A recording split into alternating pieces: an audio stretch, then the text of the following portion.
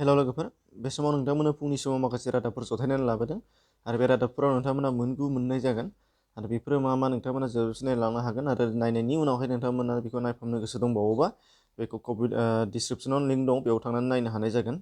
Video फार्स्टआव नायदिनि जे कभिड-19नि गोदानै फिन गाग्लोबफिननायखौ नोजोर बोनानै आसाम सरकारा 25 डिसेम्बरनि उननिफ्राय फैगौ 10 जानुवारिसिम गोख्रों नेमखान्थिफोर फोसावदों।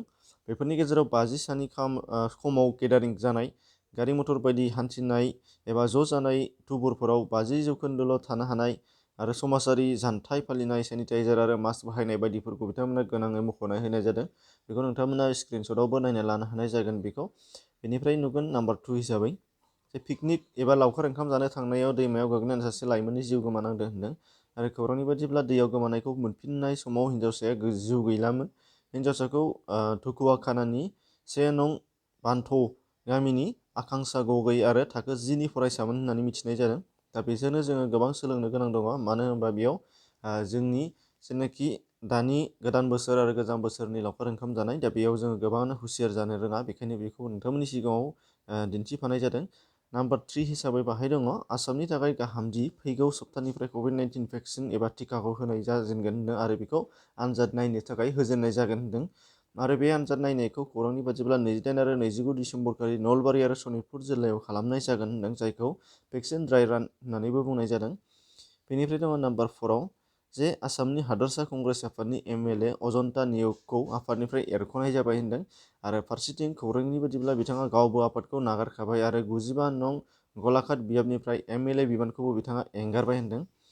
बेनिफ्राय नाम्बार 5 हिसाबै सावथुन मुलुगनि मुंदांखा रजनीकान्त बिथाङा देहा फाहामसालियाव फाहामथाय लानांगासिनो होनदों आरो खौराङाव फोरमायनाय बायदिब्ला बिथाङा गोदान सावथुन आन्नात मुंनि शुटिं खालामबाय थानाय समावनो थै नारथायनि जुनै जोखोम जादों आरो फाहामथाय लानो गोनां जादों होनदों आरो खौरांनि बायदिब्ला दा बिथाङा हायद्राबादनि एप'ल' फाहामसालियाव दंगासिनो दङ होनदों।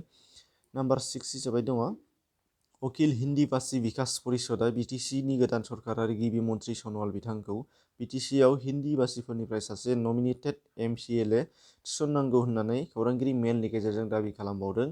बेनिफ्राय दङ नाम्बार 7 हिसाबै 25 डिसेम्बरखालि गाहाय मन्थ्रि मदि बिथाङा PM किसान सम्मान निधिनि 7थि खोन्दोब राङारि जेनाखि अनसुंथाइ सोनाय, बेखौ सोनानै हरबाय हादोरनि गेजेराव आरो गासै 18,000 कौटि रां बेयाव हरनाय जादों होनदों आरो बेयाव गासै 9 कौटिनिबो बांसिन आबादारि बा बेनिफिसारिफोरा बेखौ मोननो हानाय जागोन होनदों।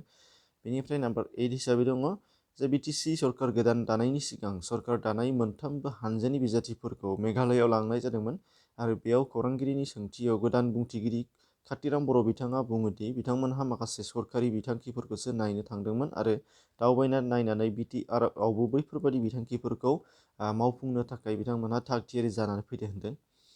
बेनिफ्राय दङ नाम्बार 9 हिसाबै CRPFआव साख्रि मावनाय आसामनि सासे लाइमोननि जिउ खहा जादों आरो खौरांनि बादिब्ला जम्मु आरो काश्मीरनि श्रीनगर खाथियाव थानाय गन्दरबल थांनाय बृहस्पतिबारखालि ग्रेनेडजों गाग्लोबनाय 3 CRP एबा जखम जादोंमोन। बेनिनो धेमाजि जिल्लानि 25 बोसोर बैसोनि मृत्युन्जय सेठीआबो बिथाङा